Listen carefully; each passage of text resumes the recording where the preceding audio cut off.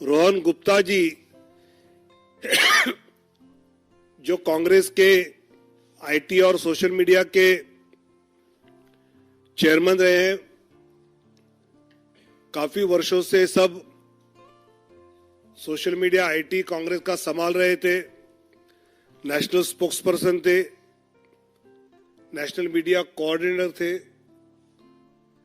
ऐसे कांग्रेस की अलग अलग जिम्मेवारियां राष्ट्रीय स्तर पर संभालने के बाद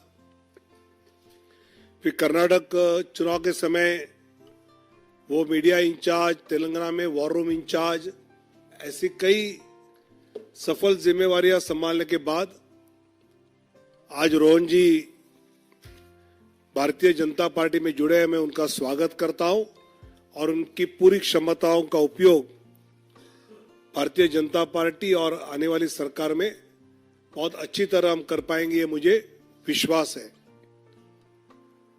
doctor Jahanzeb Sirwal veterinary doctor है, यूथ कांग्रेस के नेशनल स्पोक्सपर्सन रहे हैं,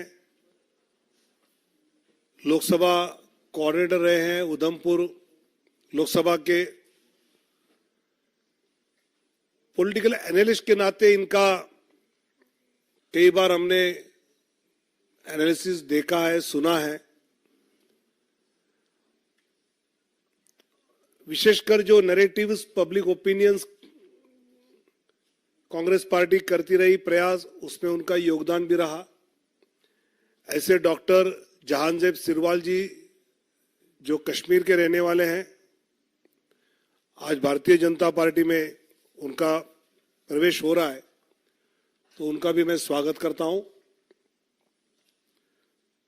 और महत्वपूर्ण ज्वाइनिंग जो आज की और है, उसमें परमपाल कौर जी जो आईएएस अफसर रही है, पंजाब में प्रशासनिक सेवा में अच्छा योगदान दिया है, भूतपूर्व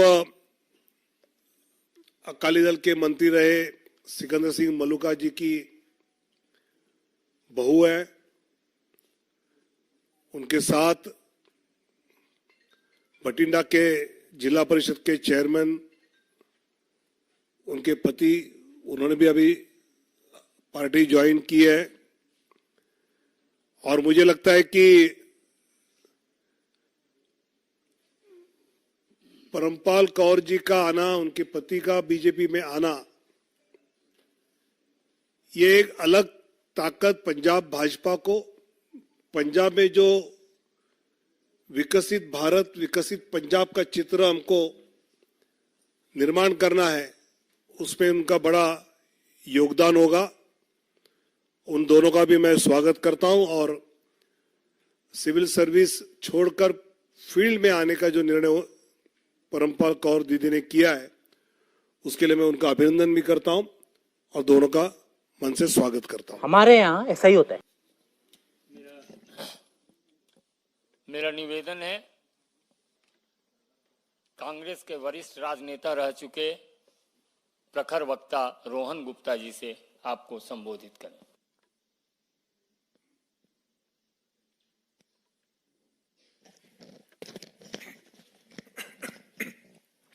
मेरे सारे पत्रकार मित्र, यहाँ पे उपस्थित विनोद जी, हरदीप जी, हमारे साथी संजय जी और बाकी मेरे साथी मित्र, आज नवरात्रि के पावन अवसर पर तीसरे दिन भाजपा की सदस्यता ग्रहण कर रहा हूँ। गौरवान्वित हूँ और एक युवा होने के नाते जो मोदी जी का विजन 2047, नड्डा जी, अमित शाह जी और पूरा बीजेपी परिवार, जो विजन, उनका जो सपना है देश के लिए, एक भारतीय नागरिक होने के नाते कहीं ना कहीं दिल में हुआ कि हमको भी इसमें अपना योगदान देना चाहिए और किसी भी प्रकार की अपेक्षा के बिना सिर्फ देश के लिए कुछ करने की भावना है दिल में। उस नाते आज यहाँ पे मैं ज्वाइन हुआ हूँ और विश्वास दिलाता हूँ, हमेशा ईमानदारी से 15 साल तक जो भी जहां पे मैं था, जो काम मुझे दिया गया, दिल से काम किया, कहीं दिमाग नहीं लगाया। जो भी हुआ पास्ट में मैं नहीं जाना चाहूंगा। अब नई इनिंग आज शुरू कर रहा हूं पॉजिटिविटी से। जो भी काम दिया जाएगा देश की विजन के लिए, राष्ट्र निर्माण के लिए, वो काम मैं दिल से करूंगा। साथ ही कई सवाल ये आते हैं कि 15 साल, और मेरे पिताजी 40 साल से कांग्रेस पार्टी में थे, हर बार सवाल उठाए जाते थे, हम भी प्रवक्ता थे, हम भी उठाते थे, पर जब आदमी खुद उस चीज में से निकलता है तब ये होता है कि सिर्फ लालच से आदमी नहीं छोड़ता है। जब स्वाभिमान की बात आती है, हम जैसे लोग राजनीति में कुछ लेने नहीं आए, हम सेवा करने आए। मैं सालों से, बचपन से, I am a self made man, मैंने खुद ने मेरा बिजनेस किया है, एक परिवार से हूं, एक व्यापारी परिवार से हूं। कभी किसी की हिम्मत नहीं है कि कह जाए कि चवन्नी भी पॉलिटिक्स से, कभी हमने वो अपेक्षा नहीं रखी कि कुछ ना कुछ देना है, पार्टी को कुछ देना है। और 40 साल से मेरे पिताजी हो या 15 साल से मैं हूं, ये सब लोग जानते हैं, जो भी हमारे करीबी हैं, कुछ अपेक्षा के बिना पार्टी में दिल से काम किया। पर जब ये लगने लगा कि एक ऐसी पार्टी जो विचारधारा की हम बात कर रहे हैं, और विचारधारा के दो मुख्य बिंदु, कोई भी पार्टी हो देश में, भारत देश में विचारधारा के दो मुख्य बिंदु है, एक राष्ट्रवाद की बात हो या एक सनातन धर्म के रिस्पेक्ट की बात हो, ये हर भारतीय के दिल में है। जब ये लगने लगा लास्ट 1.5 साल से कि दोनों मुद्दों पे जो पार्टी की मुख्य, जो ओरिजिनल विचारधारा थी, उससे बिल्कुल भटकने की बात चलेगी, लेफ्टिस्ट की तरफ चलेगी। हम भी प्रवक्ता थे, हम भी कई बार डिफेंड करते थे, आज मैं सैनिक था, करता था, पर मन से दुख होता था कि ये क्या कर रहे हैं हम लोग। आज हम राम मंदिर की हम बात कर रहे हैं, ठीक है, आज आप बोल रहे हैं कि सुप्रीम कोर्ट में हम लोग ऑर्डर का सम्मान करते हैं, आप क्यों नहीं जाएंगे? अगर सुप्रीम कोर्ट के ऑर्डर का सम्मान करते हैं, कोई नहीं जाने की कोई बात नहीं थी। तो जब तक विरोधाभास रहेगा, विश्वसनीयता नहीं रहेगी।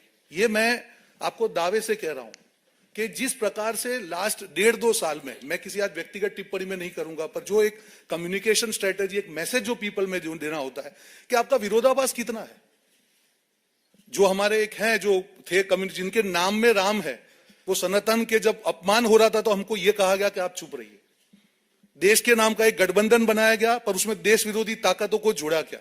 जिस केजरीवाल जी को कांग्रेस पार्टी ने आज खालिस्तान के साथ जुड़े होने के आक्षेप किए, वो चुनाव का पूरा में इंचार्ज था पंजाब में, आज ऐसी क्या मजबूरी है कि आप उनके लिए लड़ रहे हैं, उनके भ्रष्टाचार के लिए?